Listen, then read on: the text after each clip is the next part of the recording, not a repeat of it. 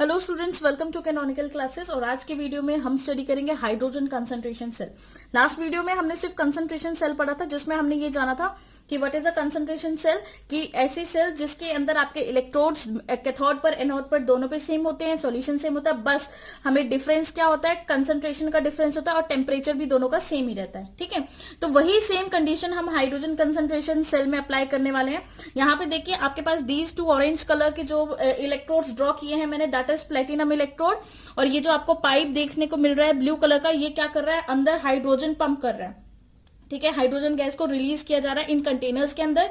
और बाकी थ्योरी वही है कि देखिए सॉल्ट ब्रिज लगाया है, ऊपर वोल्ट मीटर लगाया है, और देखेंगे इलेक्ट्रिसिटी कंडक्ट होती है कि नहीं होती है। ओके, तो अब देखिए सबसे पहले हम बात करें, अगर एनोड की बात की जाए तो एनोड पे जो हमें रिएक्शन देखने को मिलेगी दैट इज ऑक्सीडेशन, है ना। तो एनोड पे अगर हमें ऑक्सीडेशन देखने को मिलेगी तो हाइड्रोजन जो गैस है, हाइड्रोजन जो गैस है वो किस में चेंज हो रही है, H पॉजिटिव आयन के अंदर, प्लस H पॉजिटिव आयन के अंदर, ठीक है, प्लस इलेक्ट्रॉन्स, प्लस वो क्या रिलीज कर रही है, इलेक्ट्रॉन्स रिलीज कर रही है।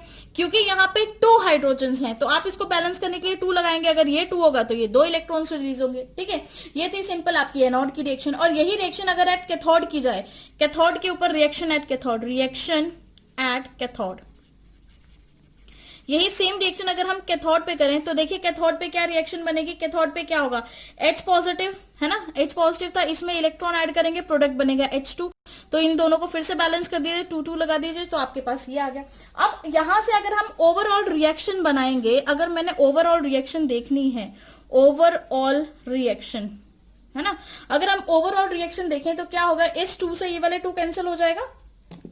नेक्स्ट दूसरे पेन से दिखाते हो, ये वाले 2 से ये वाले 2 वाले इलेक्ट्रॉन्स कैंसिल हो जाएंगे, तो जो आपके पास प्रोडक्ट बनेगा वो क्या बनेगा। अच्छा हाँ, एक और चीज यहाँ पे नोटिस करेंगे, जो हमारे पास एनोड पे जो हमने कंसंट्रेशन ले रखी है दैट इज C1, और कैथोड पे जो कंसंट्रेशन ले रखी है दैट इज C2। आप चाहें तो यहाँ पे C1 लिख भी सकते हैं और आप चाहें तो यहाँ C2 लिख सकते हैं। ठीक है, आपके लिए इजी हो जाएगा। तो देखिए अब ओवरऑल रिएक्शन क्या बन के आएगी आपके पास, देखो ओवरऑल जो रिएक्शन बन रही है दैट इज H2 जो कि गैसेस स्टेट में है, प्लस 2H पॉजिटिव जो कि क्या होगा आपका एक्वस, है ना। H पॉजिटिव क्या है, एक्वस, और जिसकी कंसंट्रेशन आपको क्या गिवन है, C2 कंसंट्रेशन गिवन है। यहां से जो प्रोडक्ट बन रहा है, यहां से क्योंकि ये C2 कंसंट्रेशन आ गई यहां पर, ठीक है, यहां से जो प्रोडक्ट बन रहा है then again we will write H2 जो कि किस फॉर्म में है, गैसियस फॉर्म में है, प्लस हमारे पास ये क्या है 2H पॉजिटिव, 2H पॉजिटिव जो कि किस में है, एक्वस में है, और यहां पर इसकी जो कंसंट्रेशन गिवन है दैट इज C1, है ना। तो आपके पास जो ओवरऑल इक्वेशन बनकर आएगी वो ओवरऑल इक्वेशन आपकी ये है। अब इस इक्वेशन से हम सेल की रिप्रेजेंटेशन देखते हैं कि क्या रिप्रेजेंटेशन हुई है सेल की। तो देखिए क्योंकि यहाँ पे हाइड्रोजन गैस ले रहे हैं तो हम हाइड्रोजन का इलेक्ट्रोड तो बना नहीं सकते, हाइड्रोजन गैस का इलेक्ट्रोड तो नहीं बना सकते। जब ऐसी कंडीशन आ जाती है कि हम कोई लिक्विड लेंगे या गैस लेंगे जिसका हम इलेक्ट्रोड नहीं बना सकते, तो वहां पर हम प्लेटिनम इलेक्ट्रोड यूज करते हैं, जो कि हम इलेक्ट्रोड पोटेंशियल में भी पढ़ चुके हैं शी के अंदर, है ना। ठीक है, तो बस वहीं पर अब हमने इसकी सेल रिप्रेजेंटेशन करनी है with the help of platinum electrode. तो देखिए प्लेटिनम इलेक्ट्रोड पे क्या सेल की रिप्रेजेंटेशन होगी, सेल रिप्रेजेंटेशन। देखिए सेल रिप्रेजेंटेशन क्या है यहां पर, प्लेटिनम, ठीक है, प्लेटिनम पर क्या प्रेजेंट है, H2 गैस एट एनोड, क्या प्रेजेंट है, H2 गैस जिसका pressure is P1। Very very important, pressure कितना है इसका, P1 प्रेशर है। ठीक है, P1 से किस में चेंज हो रहा है, H पॉजिटिव के अंदर चेंज हो रहा है जिसकी कंसंट्रेशन इज C1, और यहाँ पे जो H पॉजिटिव है वो आपका एक्वस है। उसके बाद आपने लगा देना है सॉल्ट ब्रिज, ये इस बीकर का हमने इतना लिख दिया, मतलब हाइड्रोजन जो अंदर पंप हो रही है, ठीक है, उसका प्रेशर क्या है P1, और P1 से प्रेशर किस में चेंज हो रहा है, C1 कंसंट्रेशन के अंदर चेंज हो रहा है जब वो H पॉजिटिव आयन बन रहे हैं, मतलब उसकी ऑक्सीडेशन हो रही है। ठीक है, उसी तरह से सॉल्ट ब्रिज के नेक्स्ट में, मतलब कैथोड पे देखिए क्या रिएक्शन है, आपके पास H पॉजिटिव था जिसकी कंसंट्रेशन वाज C2, ठीक है, और ये भी किस फॉर्म में है, this is in aqueous solution. Aqueous से ये किस में चेंज हो रहा है, H2 के अंदर चेंज हो रहा है जिसका प्रेशर इज P2, क्योंकि गैस है तो हम प्रेशर लेंगे, और ये भी किस पे प्रेजेंट है, प्लेटिनम इलेक्ट्रोड पे प्रेजेंट है। ओके, तो ये है आपकी सेल की रिप्रेजेंटेशन। क्या है ये सेल, क्या रिप्रेजेंट कर रहा है यहाँ पे, इसको चाहे तो आप बॉक्स में भी डाल सकते हैं, तो आपके लिए इजी रहेगा इसको समझना कि ये है आपकी सेल की रिप्रेजेंटेशन। अब देखिए ये सेल की रिप्रेजेंटेशन में चल क्या रहा है, क्या लिखा है हमने, ये देखिए प्लेटिनम सरफेस पर लेफ्ट साइड में अगर हम देखें, प्लेटिनम सरफेस पर लेफ्ट हैंड साइड जो हाइड्रोजन गैस का ऑक्सीडेशन हुआ है और इसका प्रेशर था P1, ठीक है, इसका प्रेशर क्या था P1, it converted into H positive ion having concentration C1. On the other side, दूसरी तरफ अगर हम देखें तो H positive ion having concentration C2 convert into H2 gas having pressure P2 at platinum surface. Very very important, यहां पर जो आपका प्लेटिनम है वो इनएक्टिव फॉर्म में है, वो रिएक्टिव नहीं है, वो इस रिएक्शन के अंदर पार्टिसिपेट नहीं कर रहा है, इसीलिए हम प्लेटिनम इलेक्ट्रोड यूज कर रहे हैं, क्योंकि वो इस रिएक्शन के अंदर पार्टिसिपेट नहीं करता है. ठीक है, तो एनोड पे आपने रिएक्शन देख ली, कैथोड पे आपने रिएक्शन देख ली, और क्या सेल की रिप्रेजेंटेशन है आपने वो भी देख ली. अब इस रिप्रेजेंटेशन के साथ हम स्टार्ट करते हैं अपनी नर्स्ट इक्वेशन बनाना, क्योंकि यहां पर हाइड्रोजन कंसंट्रेशन सेल में हमने नर्स्ट इक्वेशन कैसे यूज की जाएगी उसको देखना है. किसी भी नर्स्ट इक्वेशन को लिखने से पहले हमारा जो फर्स्ट फॉर्मूला रहता है वो क्या है. अगर हम नर्स्ट इक्वेशन सिंपली लिखें तो नर्स्ट इक्वेशन का फॉर्मूला क्या होता है, ई सेल किसके इक्वल होते हैं, ई नॉट सेल, ई नॉट मतलब स्टैंडर्ड जो सेल पोटेंशियल है, ठीक है, माइनस 0.059 अपॉन एन लॉग क्या था आपका, क्यू था, या फिर आप प्रोडक्ट अपॉन रिएक्टेंट लिखे, है ना. लेकिन यहां पर जो आपके पास ये ई नॉट सेल है, ये हर एक कंसंट्रेशन सेल के लिए इसकी वैल्यू क्या रहती है 0.00 वोल्ट्स, है ना. तो इसको हम पहले ही निकाल दें, तो यहां से हमारे पास क्या बनेगी, E cell is equal to minus 0.059 divided by N log. यहां पर अब देखिए लॉग वेरी इंपॉर्टेंट है, जो आपके पास क्या आया था concentration, product upon reactant, product में आपके पास था P2 प्रेशर, ठीक है, और जहां से जो उसकी मोलर कंसंट्रेशन जो थी हाइड्रोजन की दैट इज H पॉजिटिव, और जो किस में चेंज हो रही थी, C1 के अंदर चेंज हो रही थी, और इसकी पावर 2, क्योंकि हमने उसको बैलेंस करने के लिए क्या लगाया था, 2 लगाई थी, उसकी स्टाइक्योमेट्री क्या थी 2, तो वो उसकी क्या बन गई पावर. उसी तरह से P2 से P1 था, मतलब रिएक्टेंट आपका P1 था, ठीक है, तो इसकी भी जो मोलर कंसंट्रेशन थी H पॉजिटिव, ठीक है, और कंसंट्रेशन वाज C2, और इसकी भी पावर क्या आ गई आपके पास 2 आ गई. ठीक है, अब यहां पर एक चीज बहुत अच्छी इंपॉर्टेंट नोटिस करें, इफ अगर हमारे पास P1 is equal to P2, अगर मैं ये कंडीशन लगा दूं कि मेरे पास जो P1 है वो किसके इक्वल है, P2 के इक्वल है, तो यहां पर क्या चीज डिफरेंट होगी, सब कुछ सेम हो गया. अगर P1 P2 के इक्वल होगा तो P1 P2 तो कैंसिल हो जाएगा, क्या रह जाएगा, C1 अपॉन C2 रह जाएगा, है ना.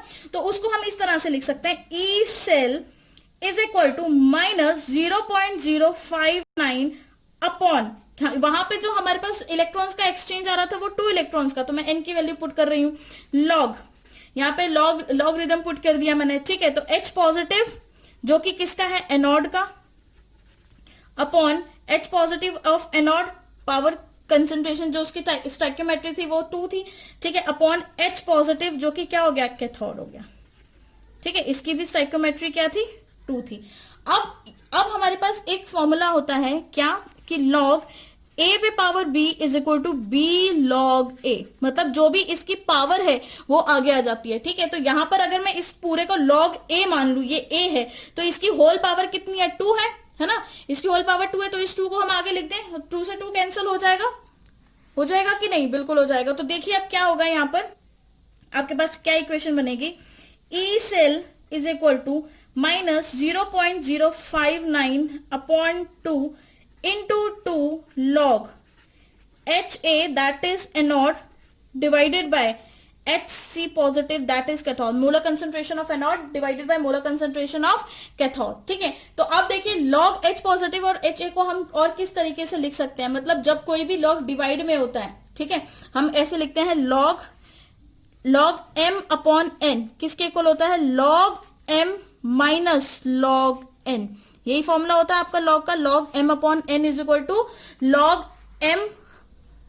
m divided minus log n, ठीक है. लॉग m में से आपने किसको माइनस कर देना है, लॉग n को माइनस कर देना, तो वही फॉर्मूला हम यहां पर पुट करते हैं और देखते हैं जरा हमारी इक्वेशन क्या बनती है, ठीक है. तो देखिए जरा, ई सेल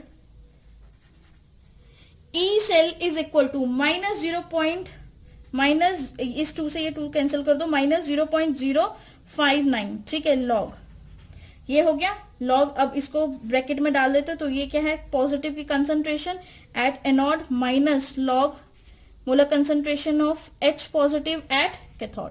आपके पास ये इक्वेशन बन गई, ठीक है. अब देखिए हमें ये पता है कि जो pH होता है किसी भी, हमने केमिकल इक्विलिब्रियम में बहुत अच्छे आयनिक इक्विलिब्रियम में पढ़ा था, जो pH है, pH का फॉर्मूला क्या होता है, minus log rhythm of H positive ion, यही था, minus logarithm of H positive ion. तो इस फॉर्मूले को इस वैल्यू में पुट करते हैं, ठीक है। तो लॉगरिदम ऑफ एनोड किसके इक्वल होगा, पीएच ऑफ एनोड, है ना, पीएच जो भी एनोड का पीएच होगा इसके इक्वल होगा। तो अब देखिए यहाँ पे ये पॉजिटिव H पॉजिटिव है, ये तो माइनस के इक्वल है, तो हम पीएच के साथ माइनस लगा लेते हैं।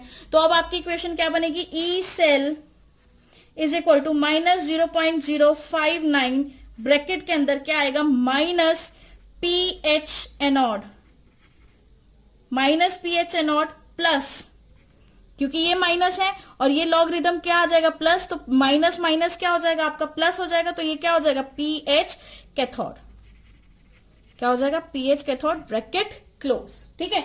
तो यहां से आपकी ये इक्वेशन बन के आ रही है। अब आगे देखिए, now what we are going to do, we are going to multiply this whole equation with minus, ठीक है, माइनस साइन के साथ अब हम इसको मल्टीप्लाई कर देते हैं। Now multiply this whole equation